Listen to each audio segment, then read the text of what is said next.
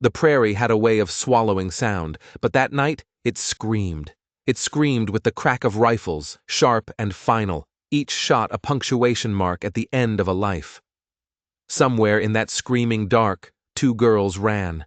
Their feet, torn and bloody, barely registered the sharp stones and thorns. They just knew they had to run.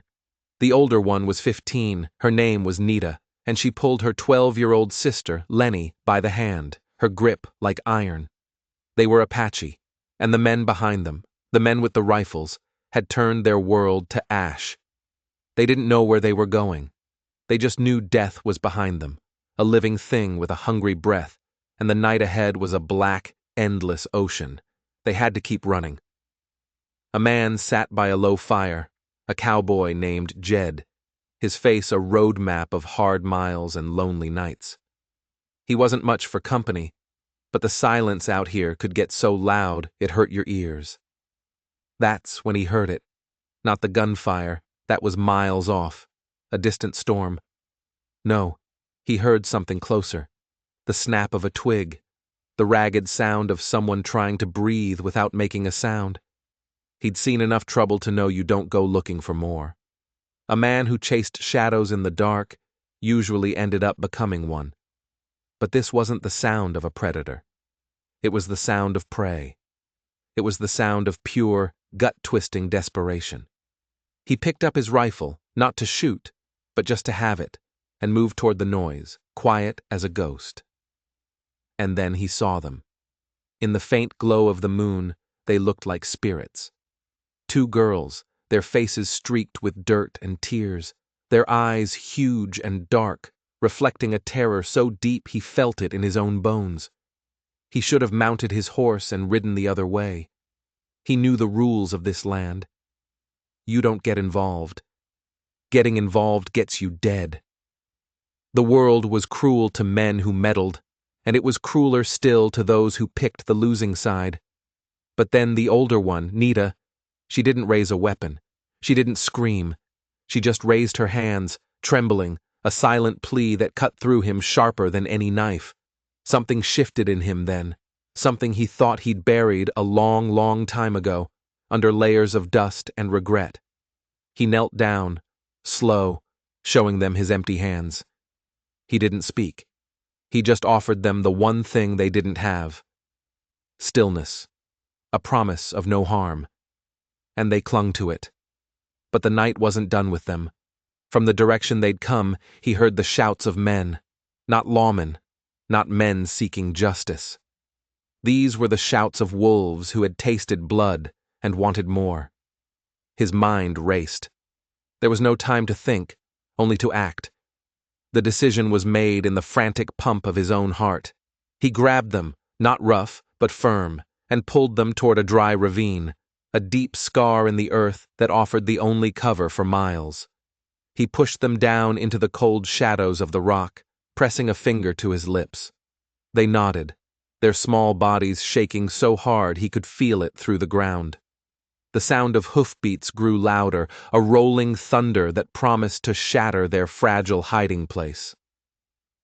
Moments later, riders thundered past the edge of the ravine, their torches slashing the darkness with blades of angry orange light. Jed drew his revolver, the cold steel a familiar weight in his hand, his eyes hard as flint. He could see their faces now, cruel and flushed with the thrill of the hunt. He recognized one of them, and his blood ran cold. The lead rider reined in his horse, so close Jed could smell the sweat and leather. The man's name was Thorn, Captain Thorn, and Jed knew him, knew the particular brand of evil that lived behind his eyes. Thorn scanned the darkness, his gaze sweeping over the ravine, and for a heart-stopping second, his eyes seemed to lock onto their hiding spot. Jed's finger tightened on the trigger. He could kill him. Right here. End it. But the shot would bring the others down on them in a second. It would be suicide. Thorn stared for another moment, a predator sniffing the air, then grunted and spurred his horse onward. The thunder of the riders faded, their voices swallowed by the prairie. When they were gone, the world seemed to hold its breath. The silence they left behind was more terrifying than the noise, because Jed knew this wasn't over. Thorne wasn't a man who gave up, and he didn't just want to find these girls. He wanted something they had. Jed just didn't know what it was. Not yet. He led them through the wilderness for days that bled into one another, moving west, always west, away from the trail of blood Thorne had left behind. The girls were smart. They learned fast. They learned that silence was a shield, that every sound could be a betrayal. They moved like shadows, eating the jerky he provided without complaint, drinking sparingly from his canteen. He was just a guide, a means to an end. That's what he told himself. But then, small things started to happen. Cracks in the wall of survival. He let the younger one, Lenny, ride his horse when her small legs gave out. One afternoon, while he walked, his old horse sneezed, a loud, comical sound in the dead quiet, and Lenny let out a tiny laugh. It was a sound so unexpected, so full of life, it startled him. It was like finding a flower growing in a field of ashes. It stirred something in him, a memory of a life before the dust and the killing. A life he thought was gone forever. The older sister, Nita, was different. She walked with a weary dignity, her eyes never leaving him. They were sharp, intelligent eyes, and they measured his every move. He wasn't just a savior to her. He was a mystery. A white man who helped two Apache girls when any other would have turned them in or worse. She didn't trust him. Not completely. But she saw no other choice. One night, as they sat by a smokeless fire, she spoke for the first time, her voice raspy from disuse. "Why?" she asked, her English broken but clear. "Why help us?" He looked into the fire, the flames dancing in his tired eyes. He could have given her a simple answer. It was the right thing to do. But the truth was a tangled, ugly thing. "Because I owe a debt," he said, his voice low, "and I've been paying it for a long time." He didn't explain. He couldn't. How could he tell this girl that the monster hunting her was a man he once called brother? How could he tell her that he was running from the same fire that had consumed her family? Her eyes searched his face, looking for the lie. She found none. She simply nodded, accepting his broken answer. From that night on, something changed. The trust was no longer a fragile thing given in fragments. It was a silent understanding. He was broken, just like them. They were three pieces of the same shattered world, trying to find a place where they wouldn't be stepped on. He taught them things. How to find water. How to read the stars. How to use a knife not just for cutting meat but for protection. He was surprised by how quickly Nita learned. She had a warrior's spirit locked inside her. She wasn't just a victim, she was a survivor. One evening, a rattlesnake slithered into their camp. Before Jed could even raise his gun, Nita moved like lightning, her knife a silver blur in the firelight.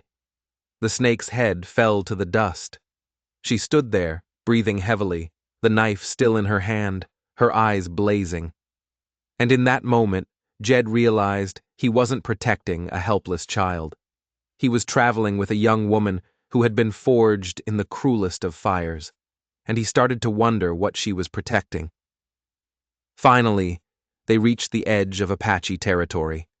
A high ridge overlooked a valley where the thin smoke of campfires rose into the evening sky. It was a promise of safety, of home. He couldn't go any further. A white man, even one who came in peace, wouldn't be welcome. They knew it before he said a word. The journey was over. He gave them the last of his food and what was left of the water in his canteen. Lenny, the little one, looked at him with her wide, innocent eyes and whispered, "A thank you."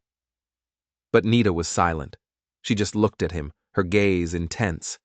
Then she reached out and placed her hand on his forearm. Her touch was firm, not the light touch of a grateful child, but the solid, meaningful touch of an equal. "We will not forget," she said in her own language. Then she switched back to English. A debt is owed. He shook his head. There's no debt. He had done it for himself, for the ghost of the man he used to be. Not for them. He thought this would be just another good deed lost to the wind, another memory to be buried. He was wrong.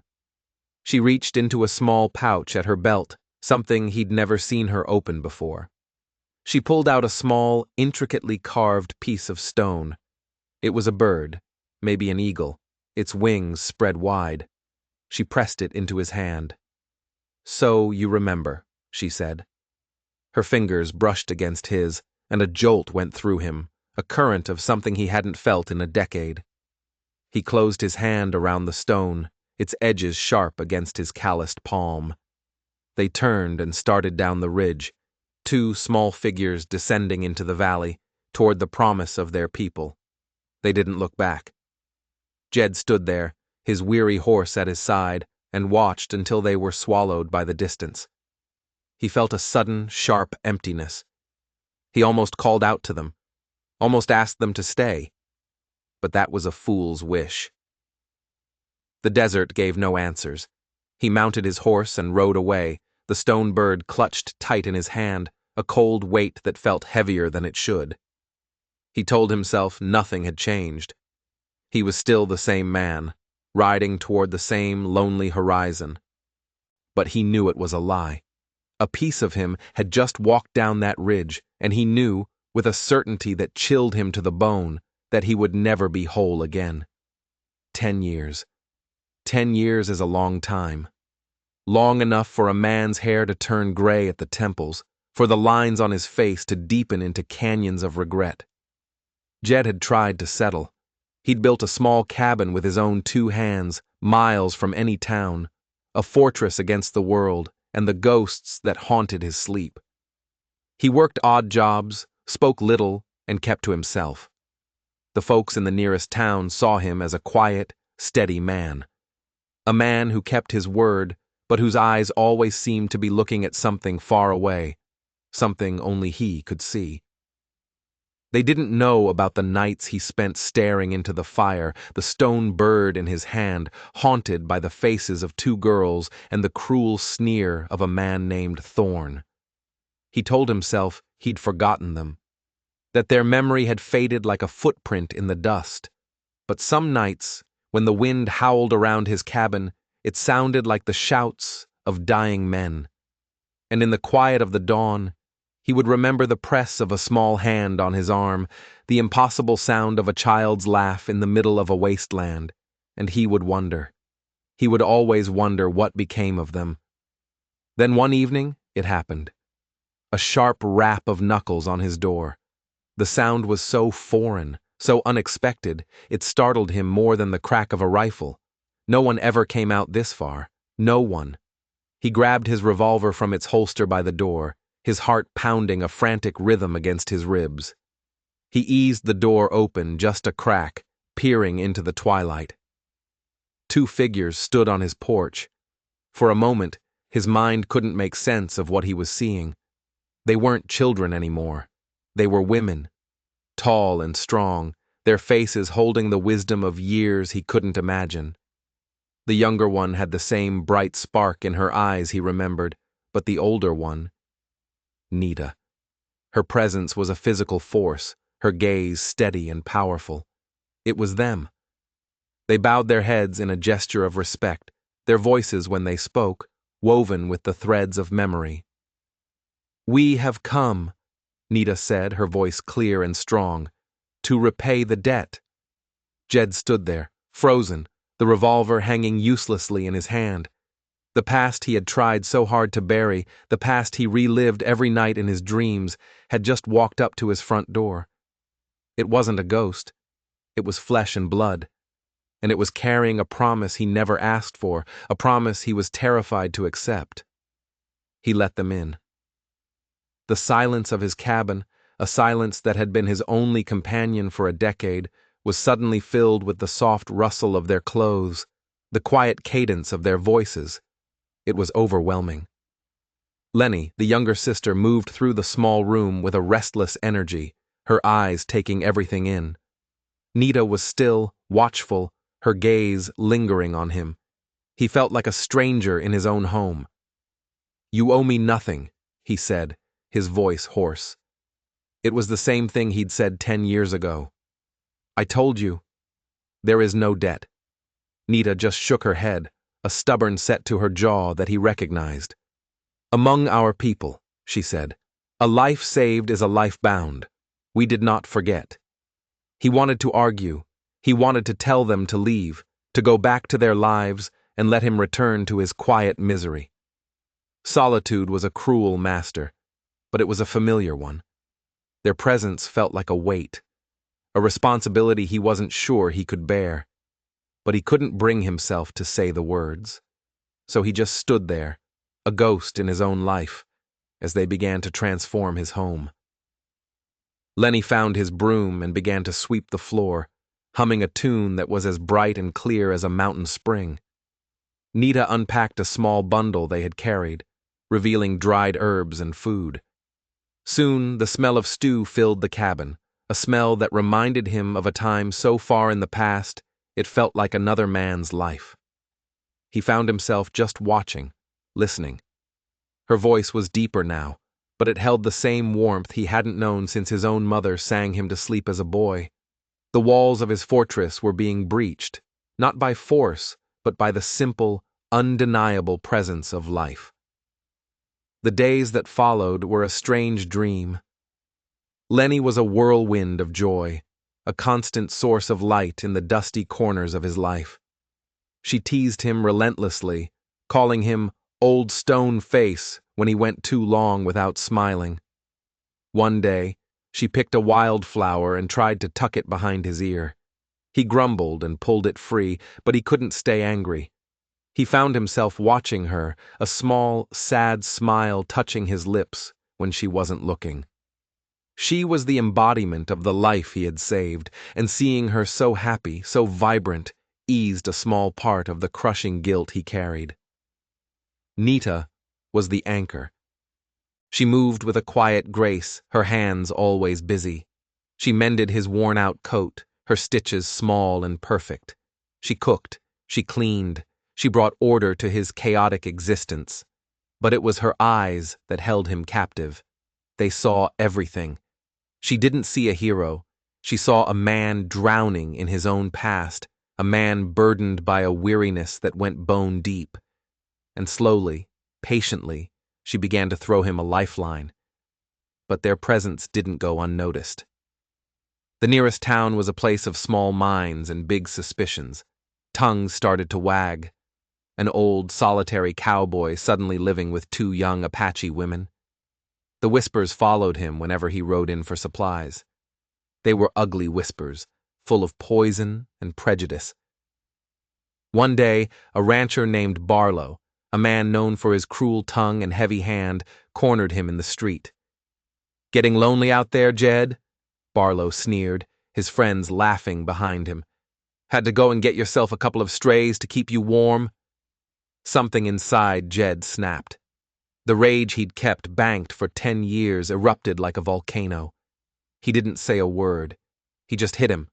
One punch. Barlow went down like a sack of grain, his nose a bloody mess. The street went silent. Everyone stared. Jed had just crossed a line. He had drawn attention to himself, to them. And in this part of the country, attention was a dangerous thing. That night, the guilt was a physical thing, a creature gnawing at his insides. He had put them in danger. He had brought the ugliness of the world to his doorstep, to their doorstep. He had to send them away, for their own good. He stood by the door, the wood cool against his trembling hands. "You have to go," he said, his voice barely a whisper. "This place, I bring trouble. You deserve better than the ruin I'll bring down on you." Lenny looked heartbroken, her eyes filling with tears.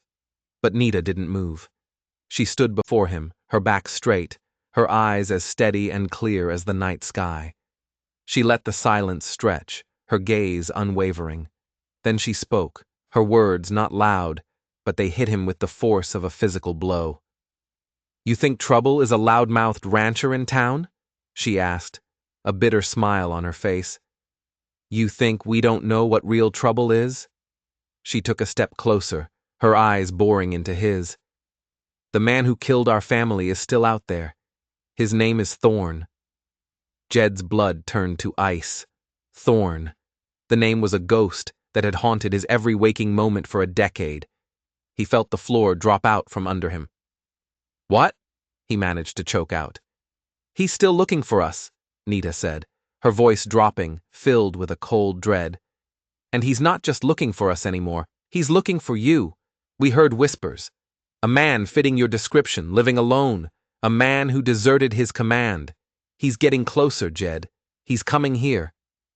Suddenly, it all made sense.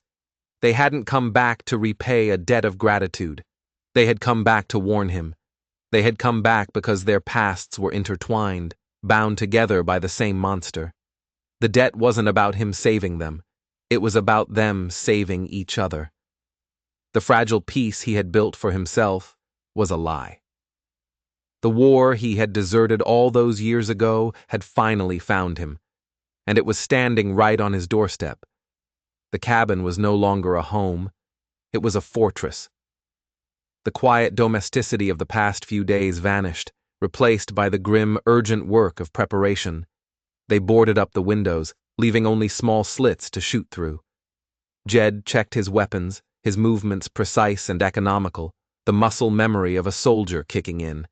He had a rifle, 2 revolvers, and a shotgun. Not enough. Not against Thorn and the kind of men who rode with him. He watched Nita as she worked. She wasn't afraid. There was a cold, hard resolve in her eyes. She moved with purpose, barricading the door, checking the water supply. She had been preparing for this fight her whole life. Lenny, though frightened, did her part, quietly loading shells, her small hands surprisingly steady. They were a unit. A family forged not by blood, but by a shared enemy. Jed tried to convince them to run. "Take my horse," he pleaded with Nita as they worked. "Ride west. Don't stop." She didn't even look up from the knot she was tying. "And leave you here to die?" she said, her voice flat. "He would hunt us down anyway. You know that. This ends here. One way or another." He looked at her then, truly looked at her. He saw the frightened 15-year-old girl hiding in a ravine, but he also saw the woman she had become. A warrior. Fierce, unyielding, and terrifyingly beautiful. In that moment, surrounded by the shadows of their impending doom, he realized something that shook him to his core. He was in love with her. The thought was so powerful, so insane, it almost brought him to his knees. How could he feel this now? Here, with death riding toward them on the horizon? It was a cruel joke, a final twist of the knife from a merciless world. Fear clung to him like a shroud, not fear of the fight. He'd seen plenty of fights. He was afraid of losing her. He was afraid of his own unworthiness. He was a man marked by violence, a deserter, a man whose past was soaked in the same blood as hers. How could he ever deserve someone like her? That night, as they sat in the darkened cabin, waiting, the silence was thick with unspoken words. He could feel her watching him. He could feel the weight of her gaze. "Jed," she said softly, her voice cutting through the darkness. "The night you found us, you said you owed a debt. What did you mean?" The question hung in the air between them. He had carried this secret for 10 years, a poison in his soul. Maybe it was time to let it out. Maybe, before they died, she deserved to know the whole truth. "Thorn," he began, his voice a raw whisper. "He wasn't always a monster. We served together. We were friends, brothers even." He paused, the memories a bitter taste in his mouth. But the war, it changed him. It hollowed him out. He started to enjoy the killing. He saw it as a solution, a way to cleanse the land. He looked at her, his eyes pleading for her to understand. the day your village was attacked. I was there. I was part of his unit. Nita's face was a mask of stone in the dim light, but he saw the flicker of pain in her eyes. He gave the order, Jed continued, his voice breaking. The order to kill everyone, men, women, children, no survivors. I refused. I told him it was murder, not war. Some of the men stood with me, others followed his order. The first shots. I tried to stop it. I fought against my own men. But it was too late. The massacre had begun. In the chaos, I saw you, 2 children running into the brush. I deserted, Nita. I ran, and I found you in the dark. The silence that followed was absolute. It was a crushing, deafening void. He had finally confessed his greatest sin. He wasn't just a man who had been in the same army as her family's killer. He had been there. He was a part of it. He was tainted by the same evil. He waited for her to scream at him, to hit him, to call him a monster. He deserved it. He deserved all of it. But she did none of those things. She just sat there, absorbing the horror of his words. The man who had saved her life was inextricably linked to the day her life was destroyed. When she finally spoke, her voice was a ghost of a whisper. All this time, she said, not looking at him, all this time you knew. It wasn't an accusation. It was a statement of profound, soul-shattering grief. The trust he thought they had built, the bond he had just realized was love, it all turned to dust in that moment. He had saved her body, but he had just destroyed her spirit. And just as that realization settled in, a new sound came from outside. The sound of hoofbeats. Many of them. Thorn had arrived. The cabin erupted into a hell of splintering wood and shattering glass. The first volley of rifle fire tore through the walls, the sound deafening in the small space. Jed shoved Nita and Lenny to the floor, covering them with his own body as bullets ripped through the air above them. "Stay down!" he roared over the chaos. He crawled to one of the firing slits, his rifle in hand. Outside, in the moonlight, he could see them. A dozen riders, maybe more, circling the cabin like vultures. And at their head, on a tall black horse, was Thorn. He hadn't aged a day. He sat there, calm and confident, a cruel smile playing on his lips. "Jedediah." Thorn's voice boomed across the clearing, slick and mocking. "I know you're in there. I have to admit I'm impressed. I never thought you'd have the stomach to survive this long. But your luck has run out." Jed fired, the shot kicking hard against his shoulder. One of the riders screamed and fell from his horse. A small victory, but it wouldn't be enough. "You always were a good shot, Jed." Thorn laughed, unfazed. "But you're outnumbered. Send out the girls. They have something that belongs to me. You know what I'm talking about, the map. Give it to me, and I'll let you live. A traitor's life, but a life nonetheless." "A map?" Jed glanced at Nita, confusion and betrayal warring on his face. She had never said anything about a map. Nita crawled over to him, her face pale, but her eyes burning with a renewed fire. The shock of his confession was gone, replaced by the grim reality of survival. "My father was a chief," she whispered, her voice tight with urgency. "He knew where the old silver mines were, the Spanish ones. He drew a map, tattooed it onto a piece of leather. It was his gift to our people, a way to rebuild. When they attacked, he gave it to me. He told me to run. That's what Thorn wants. It was never about us. It was always about the silver." Another twist, another layer to the lie. It wasn't just a random massacre. It was a targeted attack, driven by greed. And Nita had been carrying this secret, this burden, for 10 long years. "Why didn't you tell me?" he asked, the words torn from his throat. "Would you have believed me?" she shot back. "Or would you have thought I was just a savage telling stories?" Before he could answer, a bullet tore through the wall next to his head, showering him with splinters. There was no time for this, no time for betrayal or regret, only time for the fight. "I'm not giving him a damn thing," Jed snarled, reloading his rifle. "Lenny, get the shotgun," Nita commanded, her voice ringing with authority. "Jed and I will take the windows. You watch the door. If they break through, you shoot. Do you understand?" Lenny, her face a mask of terror, nodded, her small hands clutching the heavy weapon. The siege had begun. The night was a blur of gunfire, smoke, and the smell of gunpowder. They fought like cornered animals. Jed was a machine, firing, reloading, firing again, his movements honed by years of practice. But Nita was a revelation. She moved with a deadly grace, her aim true, her nerve unbreakable. She was not just defending herself, she was avenging her family. She was fighting for her future. For every bullet she fired, a curse left her lips, a name from her past. Thorne's men tried to rush the cabin twice.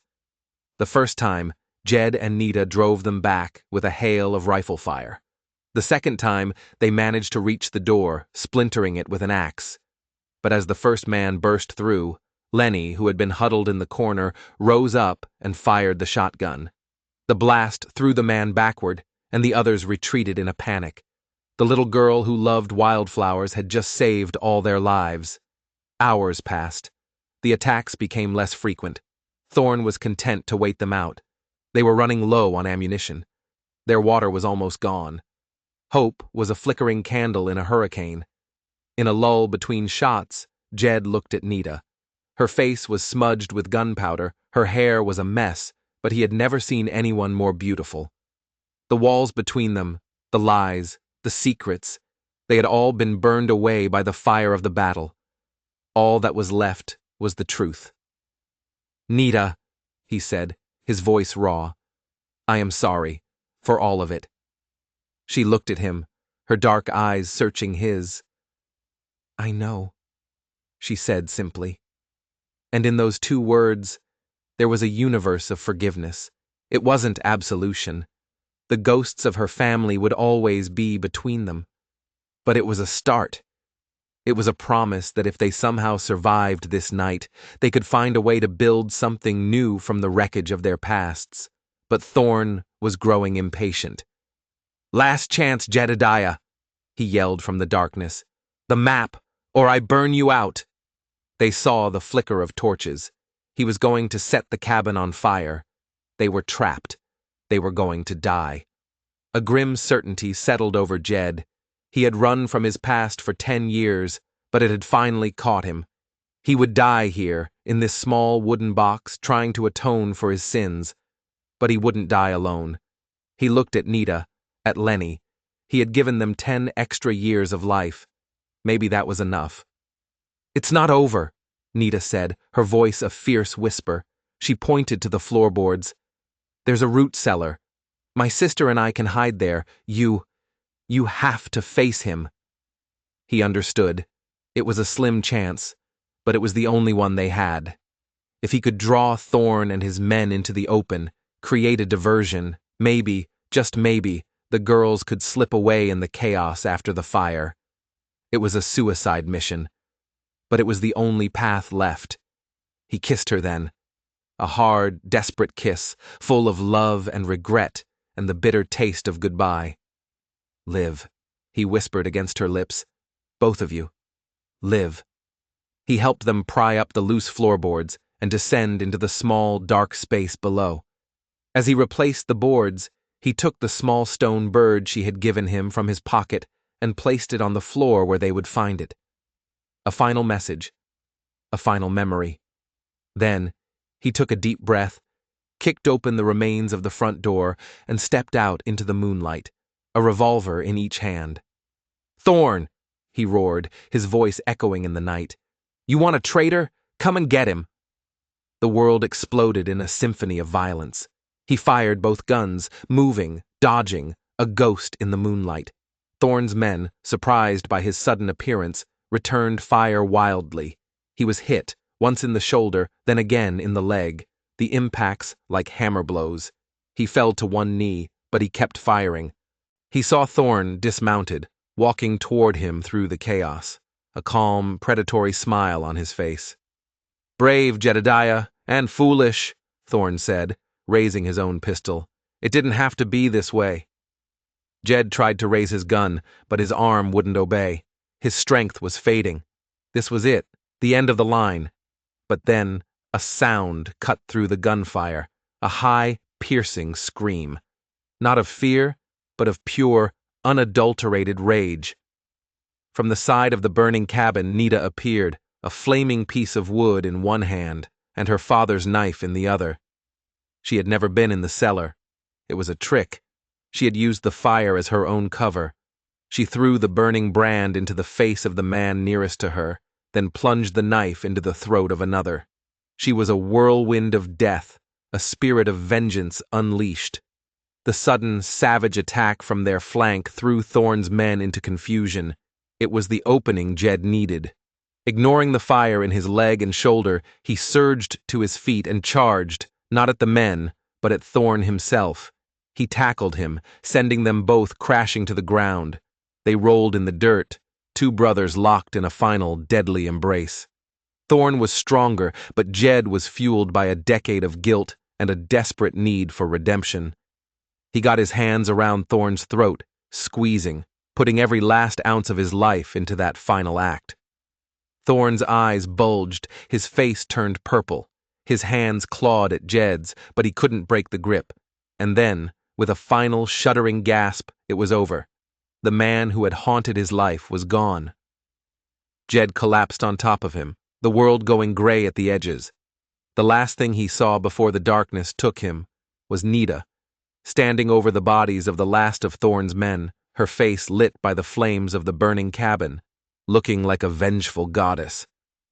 He woke up to the smell of smoke and herbs. He was lying on a makeshift bed, the morning sun streaming through the charred remains of the cabin roof. His wounds had been cleaned and bandaged. Nita was sitting beside him, her face tired but calm.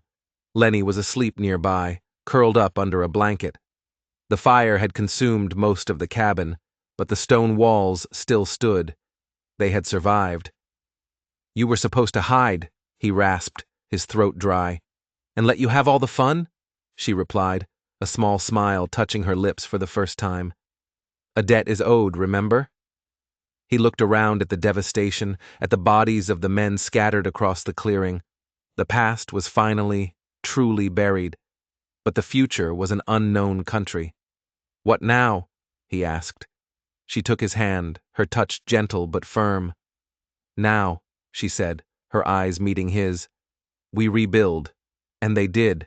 They rebuilt the cabin, stone by stone, timber by timber. The townspeople, who had been ready to condemn them, now looked at them with a mixture of fear and awe. The story of the siege at Jed's cabin became a local legend.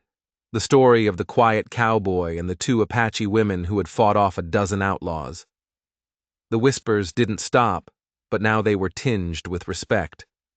The cruel rancher, Barlow, left town a week later, unable to bear the shame. In the months that followed, the wounds healed. The physical ones, at least. The scars on their souls would always remain. But they were not alone anymore. Jed learned to smile again. Lenny's laughter once more filled the air, a sound of impossible hope. And Nita. Nita became his world. Their love, born in violence and forged in fire, was a quiet, powerful thing.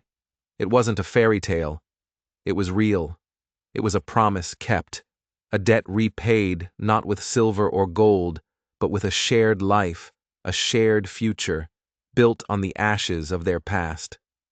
What started as an act of kindness in the dark, a rescue of two lost children, had ended up being the one thing that finally saved him, too. If you enjoyed this story of survival, justice, and the incredible power of a debt repaid, make sure you hit that subscribe button and turn on notifications. You won't want to miss the next story we uncover from the shadows of the past.